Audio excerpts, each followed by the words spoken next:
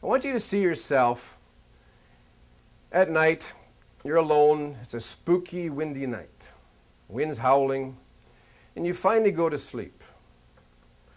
Now, during the middle of the night, there's a crash. And you wake up and you go, what the is that? And you hear it again and you go, it's just the wind blowing a branch against the window.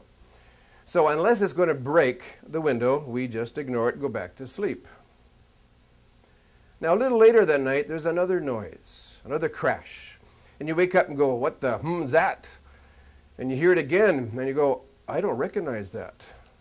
Now, here's where your imagination could come in here. You start thinking about somebody coming to kill you, the boogeyman, that type of thing.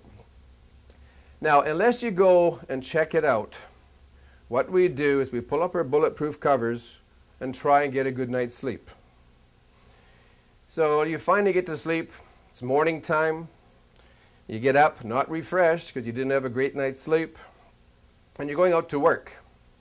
You go out the door, it's still windy, and all of a sudden you hear this crash, and it's the same one you heard during the night. And you look over to the side, and you notice that your neighbor has new metal garbage cans. He's always had the plastic bags.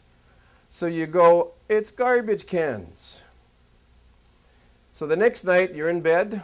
Continue with this word mental picture. You're in bed. It's another spooky, windy night. Middle of the night, there's a crash. You might not even wake up. But if you do, you'll go, it's the garbage cans. Now here's the point I'm making. The noise is the same both nights. So why doesn't it bother you on the second night? And everybody realizes the answer is because you know what it is. You rationalize it. Now, unless you feel the garbage cans are coming to kill you, you let it go. So the whole thing is, once we know what it is, it doesn't bother us. But if it's memories that are locked down in the subconscious, how do we let them go? That's what I do in past life regression. Now, we are an animal that likes to see.